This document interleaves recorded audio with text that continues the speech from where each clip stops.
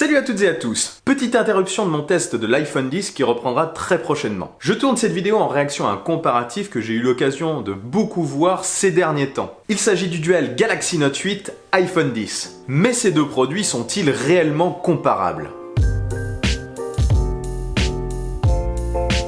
J'ai vu beaucoup de comparatifs aussi bien sur des sites web qu'en vidéo. Attention, ne me faites pas dire ce que je n'ai pas dit. Je ne dis pas qu'il ne faut pas les comparer, au contraire. Et dans certains cas, ça sera peut-être très intéressant. Et on est toujours curieux d'ailleurs de les voir côte à côte. La question que je me pose, c'est sont-ils vraiment comparables ? Dans un sens, comme je vous le dis, oui.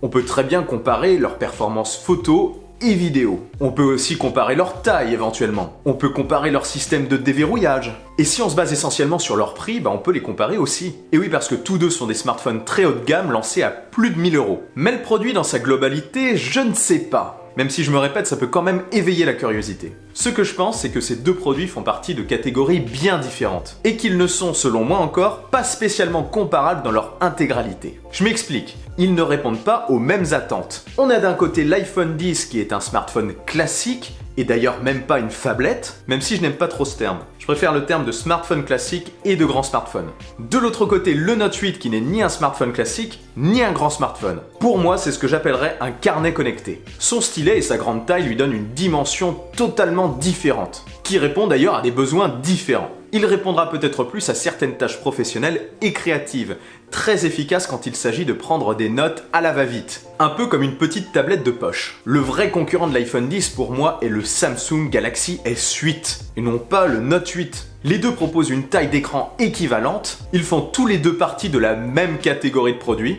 et la Samsung peut déjà marquer un point car il propose un smartphone qui coûte minimum 350 € de moins que l'iPhone X. Enfin bref, je fais pas cette vidéo pour comparer les deux produits. Alors quel iPhone peut-on comparer avec le Galaxy Note 8 ? L'iPhone 8 Plus ?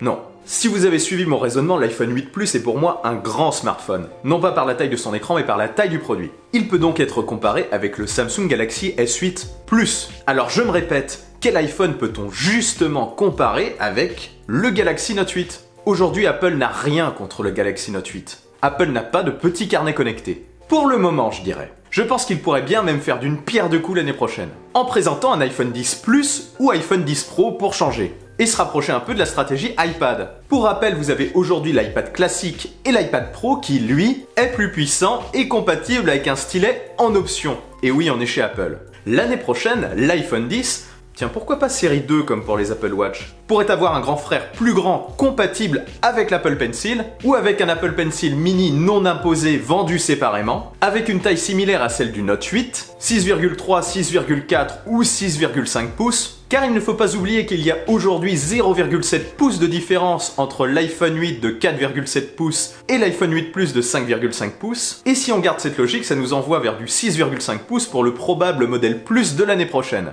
On verra. Cet iPhone 10 Plus, ou quel que soit son nom, nous laissant le choix d'avoir un stylet ou non, serait alors à la fois le concurrent d'un Samsung Galaxy S9 Plus et d'un Galaxy Note 9. Par contre, si tel est le cas, le pauvre Steve Jobs, qui expliquait qu'un stylet sur un téléphone ne sert à rien, risque bien de se retourner dans sa tombe. Voilà, dites-moi ce que vous en pensez dans les commentaires, c'est toujours intéressant. Et si cette vidéo vous a plu, n'hésitez pas à vous abonner à ma chaîne. Je suis aussi sur Twitter et Instagram. Sur ce, on se retrouve très vite pour une nouvelle vidéo.